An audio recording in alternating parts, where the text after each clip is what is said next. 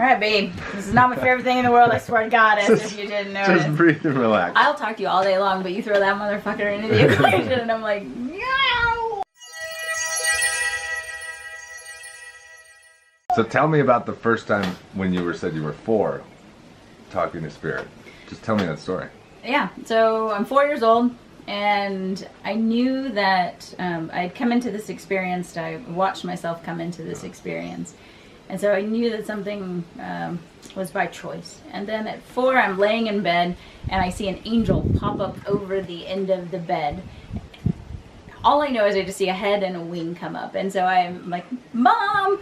And then she comes in, and I'm like, never mind. Because I knew that I couldn't really speak to my family about the fact that I just saw an angel. Because I was raised in a pretty devout Catholic environment, and you talk to angels, you don't see them, and you ask prayer requests, but you don't actually have these visions of these things. I mean, they have grottos in Loretto for these sort of people that do this, so this isn't just something you talk about when it happens. So. Yeah. So I knew I had to keep my mouth shut. I didn't have any those imaginary friend stories. My mom doesn't have any of those kind of stories, but I was seeing spirit. I was just being really quiet about it. I remember my first funeral. That's not good. It's not good when you can see spirit and you're telling the widow, it's like, oh, he's not there, that's not him, he's over here. So it's not, you're not the hit of the funeral when you can talk to their spirits. It's not where I'm from. Wow. So, yeah. And you just kept talking to spirits, or? Yeah, I would just know things. My guides would just tell me things, like a lot of prophetic situations, like so-and-so is going to get a car accident. I knew my mom was going to get in a car accident. I knew when someone was over at the house. I'd come home from school and I'd tell my sister, such and such person is at the house. And my sister would say, how would you know that? And I said, I just do. I just heard it. I don't know why I hear these things, but I just do. So I would know. It came in handy with the radio contest once. It was like, start dialing now. So I was like, okay, you're going to win. Okay. And so I won $110. Oh gosh, I was 12 years old. So that was fun, but I never abused it that way. But I would just hear messages from spirit to do this, walk across the street. So I just gotten, of course I was raised Catholic, you have to go to these parochial classes. And I was waiting for my mom to come pick me up. And I heard cross the street. And I thought, well, why? I'm perfectly fine here. She'll miss me if I cross the street. No, cross the street.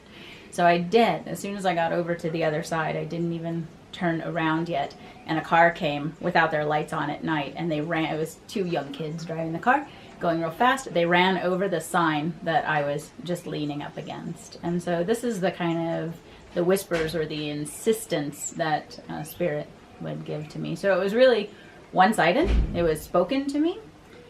Then I became a nurse. I worked in the ICU, and then I learned how to work with talking with the spirits more, because they would squeeze my body. This became the sign that something's about ready to go horribly wrong with this patient. They're trying to leave their body, so pay attention. I worked in an ICU, so you have to do certain things. So that was always interesting. And then I remember the first day that I saw a patient that had transitioned over. I went back to work after he had transitioned, and I prepared myself because the room was so lively when he was in it, and I knew that he wasn't there anymore. And so I walked. It was the first room on the left. I stood. And I said, okay, open your eyes. And I opened my eyes. And there he was standing, just in full form. This is important because he had actually had amputations of his arms and his legs in the hospital from meningiococcemia. So to see him in full form was, okay, this is him coming to me saying, I'm good. Tell my family. So then I did. Then I learned not to be quiet because I said, all right, spirit wants to talk. Spirit has messages to give. And so that was a really big shifting point, because it wasn't something that I was allowed to hide anymore. He wanted the message given to his family. Yeah. So now, this is what I do. I'm not hiding behind the nursing badge, helping people get these messages of healing and how they heal themselves. Now I'm doing this in Guatemala. It's great. Wow. Yeah, showing people how to heal themselves. showing them the messages that Spirit's been trying to give them, letting them release the grief, showing them the path to release grief when they've lost a loved one by giving them messages, allowing them, being that, as I call them, mouthpiece for Spirit, just saying, all right, I can talk with them, so what do you want to know? Yeah. And for a while you were living in Seattle. Yep. And you had a restaurant as well, right? And a house and... Husband. All that stuff. Tell me about that. Yeah, well, so I'd always really worked hard. So I'd always, had careers that were 100-hour work weeks. And then I had, when I was in ICU, developed fibromyalgia just instantly by pulling a patient up in bed. So one day I'm fine, the next day I'm no longer jogging, I'm no longer being able to exercise, I'm just out. So that was my rest period. They wanted me to rest. Then, I'll fast forward a bit, I ended up with lupus. Still continuing to work 100 hours a week. And my rheumatologist was like, you just have to stop. And there was no way. I owned a business. We both worked 100 hours a week together. That has its challenges. So you're bringing additional relational stress into the equation of being very busy.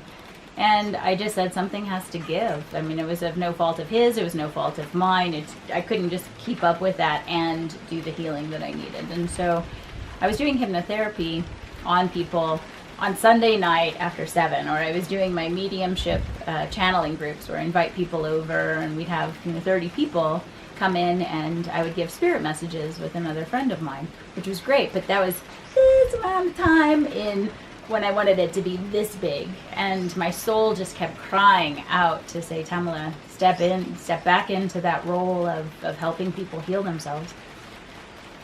So I just said, well, I'm going to take a leap of faith. So I sold my house.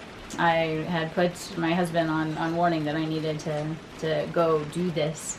And it meant him I just gave him the store. And I gave over everything. I put everything in storage for a while. And then I came to Guatemala. And it was by divine intervention that I ended up here. Didn't even know about this place. I just thought, everybody just lives the life that we're living, the 9 to 5, whereas mine was, the 8 to 10, or 8 to 12. You were just in this rut of what you had to do. You had bills to pay and insurance and all of these things that were required to live in the Western world. I didn't even know that this spiritual universe existed in hubs around the world. So when I got here, I was like, oh, okay. I know why all of these things are lining up. I know why this person fell in, and I know why this person fell into place, and I get it. But I got here, and I knew that I have spiritual gifts, and I was in a spiritual community, but I needed to be quiet about it and just sit, let it sink in, let it observe, just feel my place. And then after 3 months, then I came out and said, okay, now I'm ready to start meeting with people. Yeah. And that's been 2 years. It's 2 years ago I've been doing this beautiful work with people, volunteering in the Mayan community, helping people with their questions and medical needs. So that's my gift back to the local Mayan community, to be here, to do my work, working with the ancestral spirits that are here. And I've traveled, went to India, Cambodia, Thailand, walked the Camino in Spain, and of all of those places, I guess I've been to Peru and the Caribbean and different lovely places in Canada. But this is where I work with spirit the best. So this is where my heart is. Yeah, it's good. Some crazy stuff has gone down here too. As you said, before. There's nothing, you can't explain what happens here. You just can't. It just does. And what's your journey been like while you've been here? Your own inner journey? Well, I came in a lot of, very open but very resistant to just a lot of the stuff that's offered here. I'm like, oh, that's not for me, and then I'm opening it up slowly. The box is unpacking. So when we both traveled together, and when we both got here, the person who said, "Oh, you need to try the dark room retreat." I'm like, "The what? What do you mean dark room retreat? People put themselves into darkness and silence? Isn't that like solitary confinement?" And wait a minute, it costs money to do that? Are you crazy? And I've never shut up in my life, so I even talk in my sleep. So this was beyond my comprehension as to why you might want to do that. So fast forward 2 years, and it was calling me so strongly that I went in, and it was like going back into the womb. It was so beautiful. So much revelations, and so many spirits came and visited, and just gave gifts that I wouldn't have got had I stayed distracted, because I do stay pretty busy. So yes, busy helping people, but at the end of the day, it's still a distraction from you going inward. What else? I'm doing a lot of spirit channeling. A lot of messages come through. A client shows up for hypnotherapy. It's always 100% of the time relevant to whatever's going on in my life. Always. Spirit just was like, okay, this is for them, but this is for you too. And if you're not listening, then you're just going to have to learn the lesson a different way. So either listen now or learn it the hard way. Yeah. So, what's changed? I'm just more in touch with spirit. I'm more in touch. Somebody walks up and I just start saying, who's Michael, or who's Travis, or who is this person with this name, this first and last name? And they just go, how do you know this name? I'm like, I don't know. I'm just channeling spirit. That's all I'm doing. I just agreed to be open. And so here it's more clear. The messages are more clear for me because there's not the 100-hour work week and the stress and the traffic and the phone ringing all the time. So it's a more laid-back lifestyle. I like it. You like it. That's why you keep coming back too. Yeah. And then, so what would you say through your life and your experiences and your own inner work are the 3 kind of pearls of wisdom that you've discovered that you feel would benefit most people watching this to know about? All right, so this would be someone who's still living in like the crazy, insane chaos of what we put ourselves through? Yeah, anyone who's in a place of confusion, fear, feeling lost, or beginning their path of connecting to themselves deeper. You know, what is some guidance from your guides and from you? Yeah. So 100% of the time, usually the first thing that Spirit gives a message for someone is just be. Just be. Stop fighting it. Stop resisting it. Stop future casting. Stop past reminiscing. Just be in the moment. That's all you have. And it sounds so simple, but it's 2 words that are easy to say, and most people find it difficult to do. But if you could just sit and just be in this moment, enjoying the conversation that you're having with your friend, and the sun, and the wind, and the birds, then there's nothing more than that we need to be paying attention to. So you might say, well, don't you have to kind of think about what you're going to have for dinner? Don't you have to make a little bit of plan? Okay, keep it real loose. Don't hang on to it and keep it tight, because when people... the suffering comes from expecting things to be different than what you think they should be. So it could be as simple as, well, I'm going to have a dinner with my friend tonight, and then they cancel. So then you suffer, you wish, because you had an expectation. So that's the other one, is drop the expectations. Just be in the moment, drop the expectations, and allow. Get in the boat, float down the river, and be curious as to where it takes you. This is another one. Oh, Brent, there's so many. God. Just being, just allowing, and understanding that we are all connected. We are all one. And so how could I be upset with you unless I'm upset with myself? So I have to see the mirror as well that people give to us. If someone's upsetting you, if someone is triggering you, look within, because that is your growth potential there. Yeah. That's good. Yeah. These are the beautiful messages that Spirit gives you. Is like, He's just showing you what you are. It's like, oh, okay, you're right. You pushed a button. Now let me go dissect that. Most people don't. They just get mad and walk away. That's not the classroom that we're supposed to be in. Yeah, For sure. we're supposed to stay in our seat and figure out why it triggered us.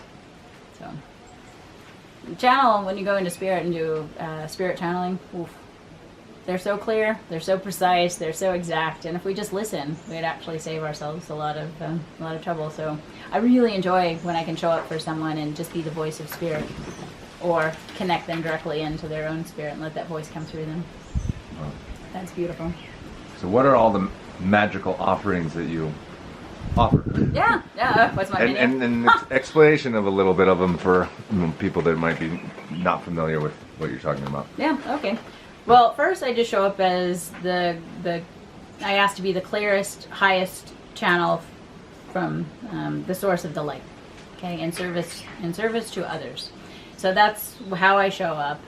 The space is held in a sacred way, so I offer to be the voice of spirit. That's if I could say if I'm the voice of spirit, I don't know how it works, but that's what happens here at this, as you say, TAMILA'S house in another interview that you did. With that, I will help people talk to anyone that has transitioned over. But for me, spirit energy is spirit energy. It doesn't matter if, excuse me, it doesn't matter if they're still in this physical body or if they've transitioned to another. They show up to me. So a lot of times I have to say, okay, are they still on this earth though? Because they're not showing me necessarily. If they want me to see it, they will show it to me. But usually it's just the messages that I'm to deliver. I read the Akashic record, so someone's book of life, their agreed upon plan, if you want, the loosely defined plan of what we are here to do. And I do hypnotherapy. Those are the things that I would say consist of most of my business. So, hypnotherapy, why? Not only just for people to change a behavior or to release some pattern in their life, but also to meet their spirit guides, to talk to the, as I say, that they're called the Elder Council. So the council where you have set your life plan in action before you come into this physical body. So you go and you get to talk with them and receive messages and healings. So that's what some people have called life between life hypnotherapy. I call it other life hypnotherapy because it's not here in this physical life that we're in. So to us it's something else, but I'm just taking you to the other realm. And then also I do with past lives. And it's not for tourism. I don't need to say, and this is what you were, and this is what you were. It's, you were this, and it's bleeding through into this life. Like that energy's still bleeding through, or you've carried it forward. So let's figure out why. Let's figure out why you always need to be a warrior, even when you're not in war. Why you have a strong disdain for someone when you just met them. Well, there's usually some really good reason, and it was a past life connection, so. We go in and explore those things in order to resolve them and to blow them up so that it's not an energy that you're carrying around, because it's not serving you. So when you're done with the hypnotherapy, my goal is one and done, so that everything that you've been holding on to that's not serving you is released. Yeah. And then through this practice of doing this, and with my partner Alain, we developed something we call the torch. Now, this is the most popular thing that happens here in the therapy center. And I'm doing the hypnotherapy and guiding the person, and then he comes in and intuits where we're storing emotional pain, suffering, or things that we've carried through energetically in past lives, where there's maybe a cord attached, an energetic cord to someone. And I work with them under hypnosis, which is just a really chill, dreamy like state. I work with them to figure out what it is that they're storing there, and he's working with them to release it from their physical body. So it's energetical, spiritual, and physical release of this. So this is I call it the silver bullet. It's like, you want to get rid of something? Let's go do the torch. So how it works, they've said you really don't need to know all the intricacies of how it works. We're just helping people release from the psychosomatic and spiritual, energetic worlds. Sounds amazing. It's powerful. We're always amazed. We're always like, wow. And we're in there doing it, and it's always so beautiful and healing. The person can go anywhere from going home and resting for 16 hours because they've just had a tremendous release, to dancing around their bed till 3 a.m. because they don't know what else to do because they're so happy. So yeah, it's everyone's own journey, and what they need to release comes up, and it's held in we hold sacred space for that. Yeah. So the way to come to a session or meet you and hang out, Guatemala is always good if you want in person. is there a way they can contact you to find your house? Yeah, as a matter of fact. I have a website that I put together called Guides of Wisdom. So guides with an S of wisdom, because it's not coming through me or from me, it's coming through me, I should say. And so I look to the guides for wisdom. So Guides of Wisdom with an S, or Tamila Tim, TAMILA TIMM is the other website, whichever one you want. My name. And then for people back home in the States or wherever in the world that can't make it to Guatemala, is there a way they can work with you? Sure. So Skype is available for a lot of the sessions, the spirit mediumship, channeling type sessions, Akashic records. These are all easily done over Skype. For hypnotherapy, it can be done that way as well. Just sometimes Guatemala has a limited internet connection, so this is the limiting factor, depending on electricity and internet. But yes, it has been done. The other is if there's a group of people that want something like that, I can travel there and we work out, the cost of the expense of the travel and such, and then just the session itself. But I'm not opposed to coming on a plane and helping out if enough people are gathered and wish for that. Yeah. Okay. Yeah, I'm pretty flexible. I'm in service. So. And are there any projects you're working on currently? Just creative projects? Going in and going up. This is, continually just going in and going up. I help in the community. I help with helping with Save the Lake, with planting a particular filtering plant, and helping, again, being of medical assistance here. But it's this project. Our projects should always be ourself first, the self-love and the elevation. That's it. Tell me about the Camino, because you went to the Camino. Oh, yeah. You guys were in India and a couple other places before that, and it just didn't pan out. And then you decided, what did you decide? There was time to go have some fun.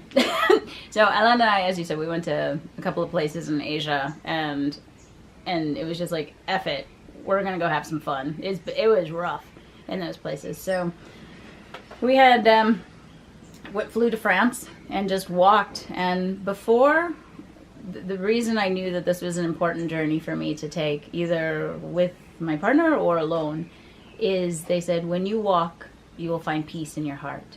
And I immediately thought of the Camino, because I like to hike. So it was, Tamila, you need to walk. Go walk across a country. And you're going to find peace in your heart. And it was, I'm so glad that I did this. And although we were there together, we would walk separately. And it was just a meditative walking experience where you were so present in the now. It was, look, a fig tree. Look at the beautiful grapes. Oh, my legs are doing better than I thought they would be. This is great. I'm thirsty. You want to talk about being in the moment and your needs being met from town to town. You don't know where you're going to sleep at night. That's how we chose to do it. You don't know what's going to be available in the next town to eat. You just show up and you just allow. So this was a beautiful way to experience it. And you did find peace, because there was just beautiful, if anything was a distraction, it was a beautiful fig tree and a vineyard. So that's nice. They say that the Camino, the first part is the preparing to let go. The second part, the middle part, is the death.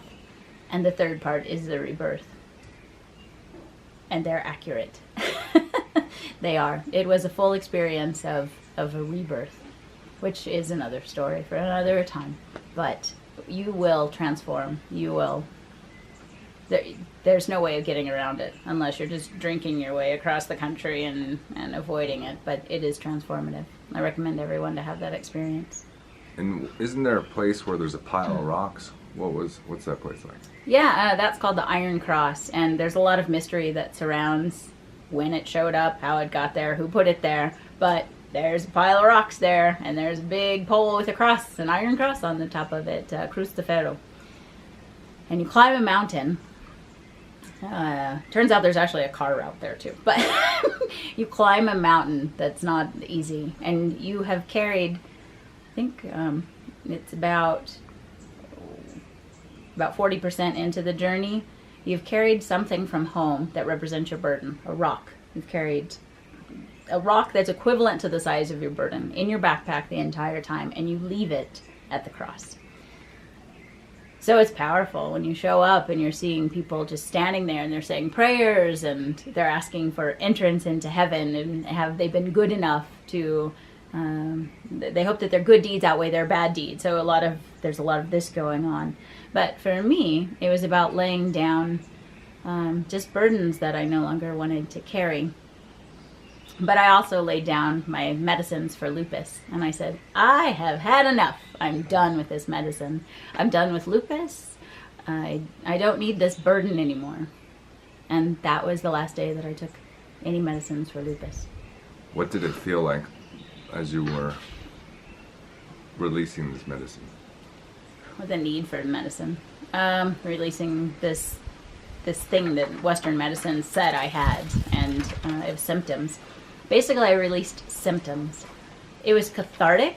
It was something I had been preparing to do. This was also the challenge of what I gave myself for the Camino, was to prove that nothing was going to stop me. Not chronic fatigue, not lupus, not these blood tests that showed up in Western medicine diagnosis. And when I got to the cross, it was, and here you go. It was a culmination of all of those things that I wanted to release. Oh, tears, of course.